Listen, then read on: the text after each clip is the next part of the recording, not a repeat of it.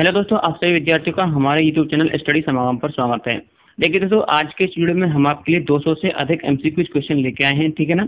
ये MCQ question क्या करेंगे, जिन विद्यार्थियों ने अच्छी तरीके से तैयारी की है ना, वो विद्यार्थी यदि इन एमसीक्यू क्वेश्चन में 70% एमसीक्यू क्वेश्चन का सही आंसर दे देते हैं तो ये समझ लेना आपकी तैयारी बिल्कुल पक्की है राजस्थान वीडियो मेंस की दृष्टि से, ठीक है ना।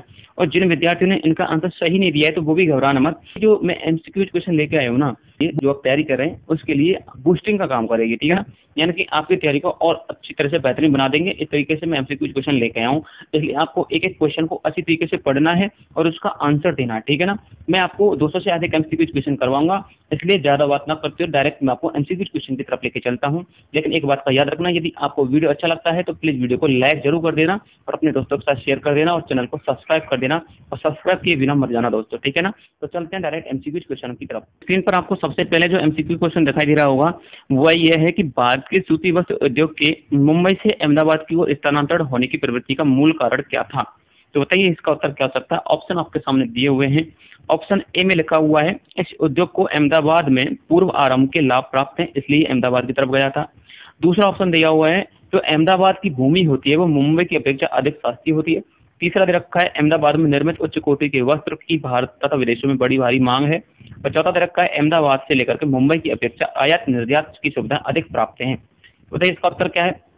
देखिए इसका उत्तर बी है, ठीक है ना। क्या है, बी है, क्योंकि अहमदाबाद में मुंबई की अपेक्षा जो जमीन होती है वो सस्ती होती है, जिसकी वजह से हम अधिक उद्योग स्थापित कर पाते हैं और हमारे उद्योग क्षेत्र में विकास होता है, ठीक है ना। अब बात करते हैं अगले क्वेश्चन की। अगला क्वेश्चन दे रखा है कर्क रेखा और 80 डिग्री पूर्वी देशांतर भारत को 4 चतुर्थांशों में विभाजित करती है और किस चतुर्थांश में कपास का उत्पादन सर्वाधिक होता है। ऑप्शन ए में रखा है उत्तर पूर्व, बी में रखा है दक्षिण पश्चिमी, उत्तर पश्चिम और दक्षिण पूर्व। तो बताइए इसका उत्तर क्या हो सकता है। देखिए इसका उत्तर है दक्षिण पश्चिम, ठीक है ना। दक्षिण पश्चिम क्षेत्र में कपास का सर्वाधिक उत्पादन किया जाता है, ठीक है। अब बात करते हैं अगले क्वेश्चन की। अगला क्वेश्चन है गत 3 दशकों में राजस्थान में 90% से अधिक गांव किस कृषिगत वर्ष में अप्रत्याशित अकाल एवं सूखे से पीड़ित हुए थे, ठीक है ना। तो कौन सा वर्ष था जिसमें अप्रत्याशित रूप से अकाल एवं सूखे से पीड़ित थे। तो बात करते हैं पहले ऑप्शन की। तो पहला ऑप्शन है 1987-88, दूसरा है 2001 से मतलब 2000 से 2001, 2002 से 2003 और चौथा है 2009 से 2010। तो बताइए इसका उत्तर क्या हो सकता है। देखिए इसका उत्तर है 2002 से लेकर के 2003। ये ऐसा वर्ष था जिस वर्ष अकाल एवं सूखे से जो लोग थे वो भारी पीड़ित हुए थे। 90% लोग पीड़ित हो गए थे अकाल एवं सूखे से। अब बात करते हैं अगले क्वेश्चन की। अगला क्वेश्चन है दक्षिण पश्चिमी मानसून में तत्काल जो बोई गई फसल होती है, जब मतलब कहने का मतलब यह है कि जब दक्षिण पश्चिमी मानसून आते हैं ना तो उसके बाद जो फसल बोई जाती है उस फसल को क्या कहते हैं। ऑप्शन में रखा है खरीफ, बी में रबी, वर्षापोष्ट और शुष्क खेती। तो बताइए इसका उत्तर क्या है। देखिए इसका उत्तर है खरीफ, ठीक है ना।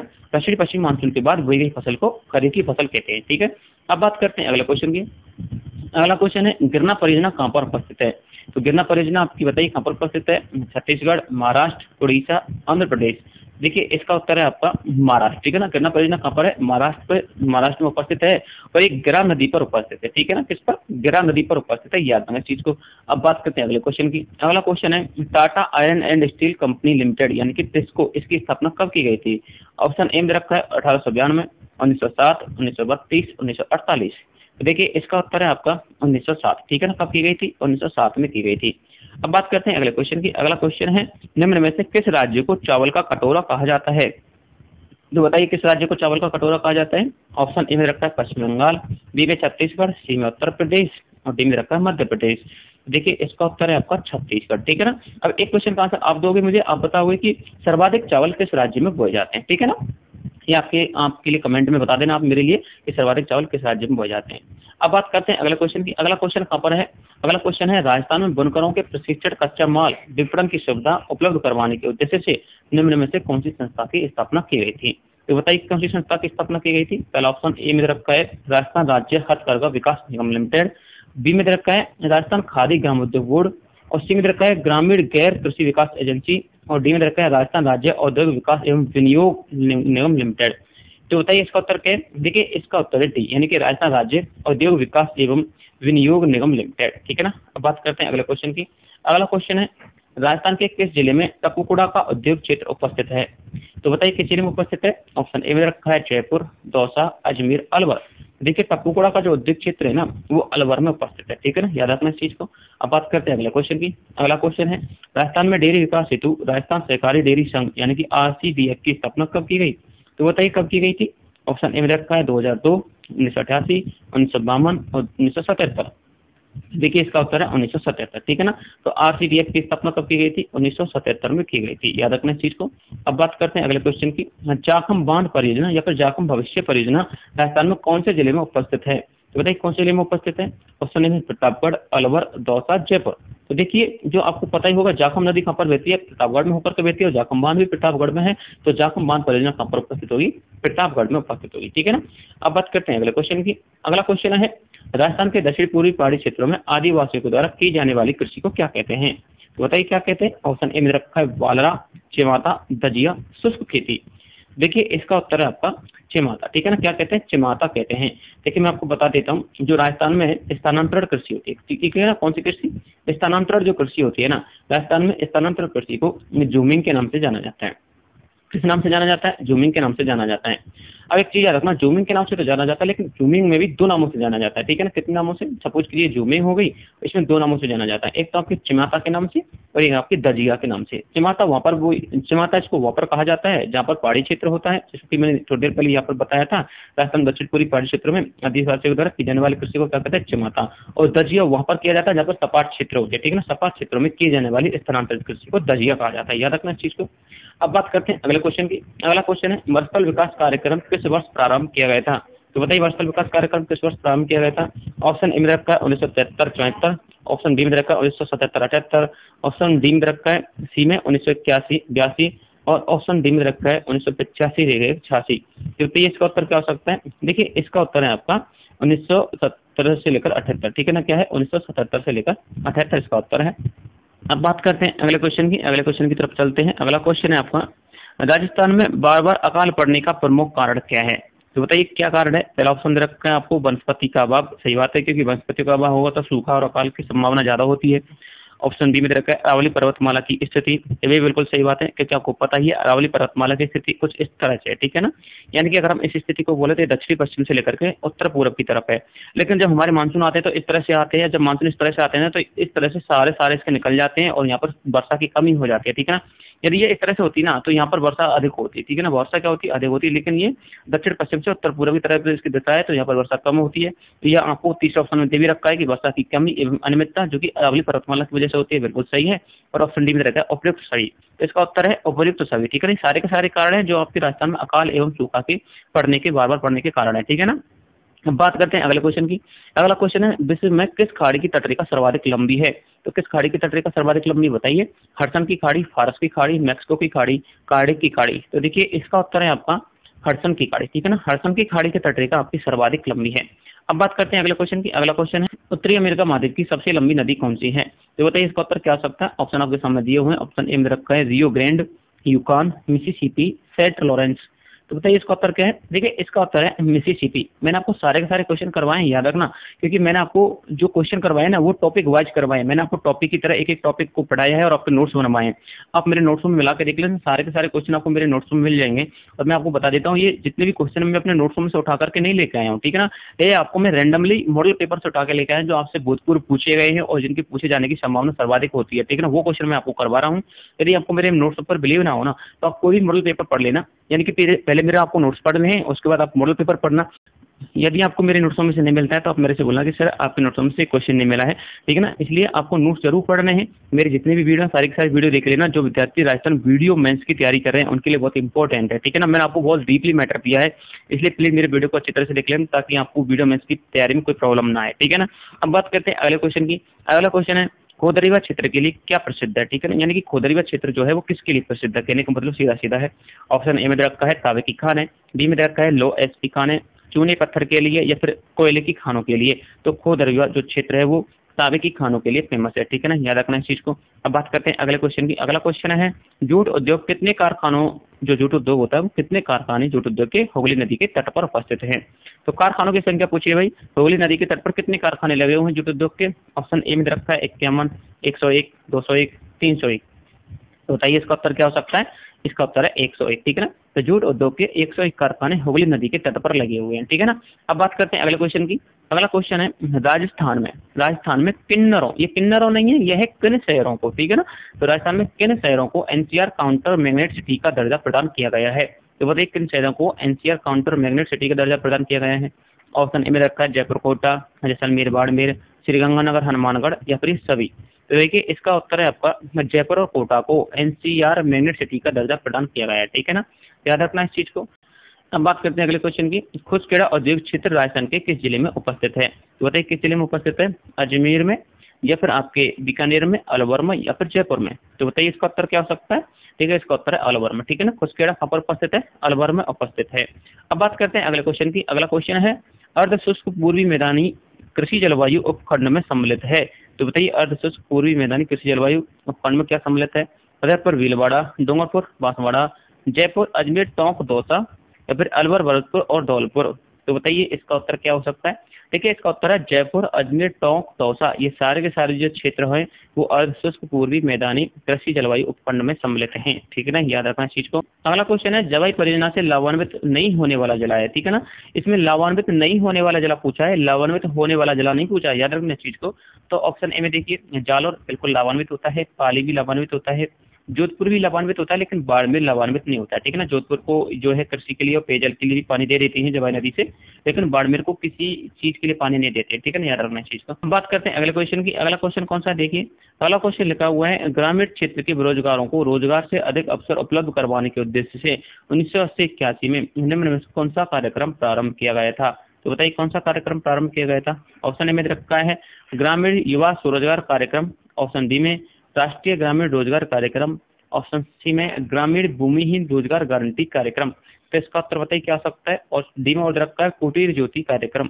तो देखिए इसका उत्तर दे रखा है इसमें 3, यानी कि 3 नंबर का जो सी है ना, ये इसका उत्तर है ऑप्शन सी। इसको लॉक किया जाए ग्रामीण भूमिहीन रोजगार गारंटी कार्यक्रम, ठीक है ना, ये इसका उत्तर है। ये सारी की सारी परियोजना मैंने आपको करवा दी, एक भी परियोजना ऐसी नहीं है जो मैंने आपको नहीं करवाई है, ठीक है ना। आप नोट्सों की तरफ एक बार विजिट तो करना, आपको पता चल जाएगा कि मैंने आपको कितना कुछ करवा रखा है, ठीक है ना। अब बात करते हैं अगले क्वेश्चन की। अगला क्वेश्चन है काजरी शोध संस्थान कहाँ पर उपस्थित है। काजरी का मतलब होता है central arid zone research centre, ठीक है ना, यानी कि CAZRI, central arid zone research centre. तो काजरी कहाँ पर उपस्थित है बताइए। ये भी मैंने आपको स्पष्ट रूप से पढ़ाई है, काजरी और काजरी के बारे में बहुत सारा कुछ पढ़ाया है मैंने, ठीक है ना। अब बात करते हैं इसके ऑप्शनों की। तो ऑप्शन ए में रखा है अलवर, जयपुर, जोधपुर, उदयपुर। तो देखिए जिसका उत्तर है वो है आपका जोधपुर, ठीक है ना। काजरी कहाँ पर उपस्थित है, काजरी आपके जोधपुर में उपस्थित है। अब बात करते हैं अगले क्वेश्चन की। अगला क्वेश्चन है भारत के किस भाग में तालाब का सिंचाई के साधन के रूप में सर्वाधिक प्रयोग होता है। ऑप्शन ए में दक्षिणी, पूर्वी, पश्चिमी, उत्तरी। तो देखिए इसका उत्तर है आपका ऑप्शन ए, यानी कि दक्षिण भाग में सर्वाधिक तालाब का सिंचाई के रूप में प्रयोग किया जाता है। अब बात करते हैं अगले क्वेश्चन की। अगला क्वेश्चन है सीमेंट का प्रकार है। तो सीमेंट के प्रकार में ऑप्शन रखते हैं Portland cement, Portland, pozzolana, oil well या फिर उपरोक्त सभी। तो बताइए इसका उत्तर क्या हो सकता है। देखिए जितने भी सारे के सारे प्रकार दिख रहे हैं ना, ये सभी सीमेंट के प्रकार है, तो इसका उत्तर है उपयुक्त सभी, ठीक है ना। याद रखना इस चीज को। अब बात करते हैं अगले क्वेश्चन की। अगला क्वेश्चन है आपका प्रधानमंत्री सुरक्षा बीमा योजना किस वर्ष प्रारंभ की गई थी। ऑप्शन ए में रखा है 2015, 2016, 2017, 2018। तो बताइए इसका उत्तर क्या हो सकता है। देखिए इसका उत्तर है 2015। तो प्रधानमंत्री सुरक्षा बीमा योजना 2015 में प्रारंभ की गई थी। अब बात करते हैं अगले क्वेश्चन की। अगला क्वेश्चन है निम्न में से कौन सी संस्था स्पेशल रूप से जो प्रोडक्ट होते हैं ना उनको सीधे उत्पादित हस्तशिल्प वस्तुओं को खरीदती है। यानी कि जो सपोज कीजिए आप एक प्रोडक्टर है, ठीक है ना, यानी कि ऐसे समझ लीजिए इस क्वेश्चन को, यहाँ पर पीओ सेंस नहीं है, इस क्वेश्चन को इस तरह से समझ लीजिए। आप एक प्रोडक्टर हैं, यानी कि आप उत्पादित कर रहे किसी वस्तु का, आपसे डायरेक्ट एक संस्था यहाँ पर बनी हुई है। क्या बनी हुई है, संस्था बनी है। यानी कि आपने हस्तशिल्प वस्तुओं को बनाया और बनाने के बाद आपको क्या करना है, आपको ये लोगों में नहीं बेचना है, इनको अलग अलग लोगों को नहीं बेचना है, यानी कि आपको कस्टमर्स को नहीं बेचना है। ये संस्था क्या करेगी, आपको जितने भी प्रोडक्ट हैं आपके सारे के सारे प्रोडक्ट खरीद लेगी, ठीक है ना। तो इस संस्था का नाम पूछा है, वो संस्था कौन सी बताइए। समझ में आ गया होगा आपको क्वेश्चन। यानी कि ये क्वेश्चन इस तरह से है कि निम्नलिखित में से कौन सी संस्था स्पेशल रूप से हस्तशिल्प उत्पादित वस्तुओं को, जो उत्पादित वस्तुएं होती हैं उनको खरीदती है, ठीक है ना। अब बात करते हैं इसके ऑप्शन की। तो ऑप्शन है इसमें RIICO, यानी कि रिको, RFC या फिर राजसिको या फिर RBI। तो बताइए कौन सी संस्था है जो डायरेक्ट हस्तशिल्प जो उत्पादित वस्तु है उनको डायरेक्ट खरीद लेती है उत्पादनकर्ताओं से। तो इसका उत्तर है आपका राजसिको, ठीक है ना। अब आप मेरे लिए बताना कि राजसिको कहाँ पर उपस्थित है, ठीक है ना, ये आपको बताना पड़ेगा, आप मेरे लिए कमेंट में बताना। अब बात करते हैं अगले क्वेश्चन की। अगला क्वेश्चन है जवाहर रोजगार योजना यानी कि JRY का शुभारंभ कब किया गया था? तो बताइए जवाहर रोजगार योजना JRY का शुभारंभ कब किया गया था? 1973 से 74, 1977 से 78, 1989 से 90 या फिर 1993 से लेकर के 1994। ये भी मैंने आपको करवा रखी है कि जवाहर रोजगार योजना JRY का प्रारंभ कब किया गया था। इसका उत्तर आप बताइए क्या हो सकते हैं? देखिए इसका उत्तर है आपका 1989 से लेकर के 90। तो JRY का प्रारंभ किया गया था आपका 1989 से लेकर के 90, याद रखना चीज को। अब बात करते हैं अगले क्वेश्चन की। अगला क्वेश्चन है राजस्थान में इमारती पत्थर औद्योगिक रूप से प्रमुख केंद्र कौन सा है? यानी कि राजस्थान में जो इमारती पत्थर होते हैं ना, उनका औद्योगिक रूप से प्रमुख केंद्र कौन सा है, वो पूछा है, ठीक है ना। अब बात करें पहले ऑप्शन की, तो पहला ऑप्शन है किशनगढ़ मकराना राज संबंध है, ये राज्य संबंध नहीं है, ठीक है ना। क्या है? राज्य संबंध, ये राज्य का नाम है राज संबंध, ठीक है ना। तो जो इमारती पत्थर का जो औद्योगिक रूप से प्रमुख केंद्र है वो कौन कौन सा है? किशनगढ़ मकराना राजसमंद, जालौर बागरा किशनगढ़, फिर जोधपुर का निकटवर्ती क्षेत्र, या फिर सारे के सारे। तो देखिए अगर हम इसके उत्तर की बात करें तो इसका उत्तर है सारे के सारे, क्योंकि जितने भी क्षेत्र है ना ये सारे के सारे इमारती पत्थर के औद्योगिक रूप से प्रमुख केंद्र है, ठीक है ना। अब बात करते हैं अगले क्वेश्चन की। अगला क्वेश्चन है निम्नलिखित में से कौन सा मोटा अनाज है? पहला ऑप्शन है चावल, ज्वार, गेहूं, जौ। तो बताइए इसका उत्तर क्या हो सकता है? देखिए मोटे अनाज के रूप में ज्वार को रखा जाता है, ठीक है ना, याद रखना इस चीज को। अब बात करते हैं अगले क्वेश्चन की। अगला क्वेश्चन है अचानक बाढ़ का संबंध किससे है? यानी कि जो अचानक से बाढ़ आ जाती है वो किसके कारण आती है? तो सुनामी, टोर्नेडो, जुंडर तूफान, चक्रवाती तूफान। तो बताइए इसका उत्तर क्या हो सकता है? इसका उत्तर है ऑप्शन नंबर ए, यानी कि सुनामी के कारण अचानक बाढ़ आ जाती है। अब बात करते हैं अगले क्वेश्चन की। अगला क्वेश्चन है उस पल्लता दर्रा किसके मध्य उपस्थित है? इस तरह को याद रखना, उस पल्लता दर्रा किसके मध्य उपस्थित है, ठीक है ना। तो ऑप्शन ए में रखा है चिली और अर्जेंटीना, किरथर और सुलेमान, लोह एवं खारदुंगला, यानी कि ले जो आपका जम्मू कश्मीर लेह लद्दाख वाला क्षेत्र है वही, ठीक है ना, खारदुंगला, और एक है आपका लाहौल एवं स्पीति। तो बताइए इसका उत्तर क्या हो सकता है? देखिए इसका उत्तर है आपका चिली एवं अर्जेंटीना। तो चिली एवं अर्जेंटीना के मध्य उस पल्लता दर्रा उपस्थित है, याद रखना इस चीज को। अब बात करते हैं अगले क्वेश्चन की। अगला क्वेश्चन है आपका भारत में खाद्यान्नों के अंतर्गत आने वाले कुल क्षेत्र के सर्वाधिक भाग पर किसकी खेती की जाती है? तो बताइए किसकी खेती की जाती है? ऑप्शन ए में है चावल, जौ, गेहूं, मक्का। तो देखिए ये मैंने कुछ आपके ज्योग्राफी के जो कृषि से संबंधित क्षेत्र ले लिए थे, यानी कृषि से संबंधित क्वेश्चन थे वो ले लिए थे जो इंपॉर्टेंट थे, ठीक है ना। तो इसका उत्तर है आपका चावल, ठीक है ना, चावल की खेती सर्वाधिक की जाती है। अब बात करते हैं अगले क्वेश्चन की। अगला क्वेश्चन है भारत में सर्वाधिक कागज का उत्पादन कौन सा राज्य करता है? ठीक है ना, ये यहाँ पर डबल बार रिपीट हो गया था, भारत में सर्वाधिक यहाँ पर सिंगल है, ठीक है ना, याद रखना इसको। तो ऐसा कौन सा राज्य है जो भारत में सर्वाधिक कागज का उत्पादन करता है? ऑप्शन ए में रखा है पश्चिम बंगाल, उड़ीसा, महाराष्ट्र, दिल्ली। तो बताइए इसका उत्तर क्या हो सकता है?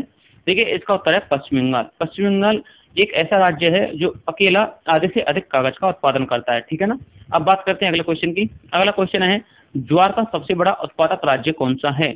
ऑप्शन ए में रखा है महाराष्ट्र, छत्तीसगढ़, राजस्थान और बिहार। तो बताइए इसका उत्तर क्या हो सकता है?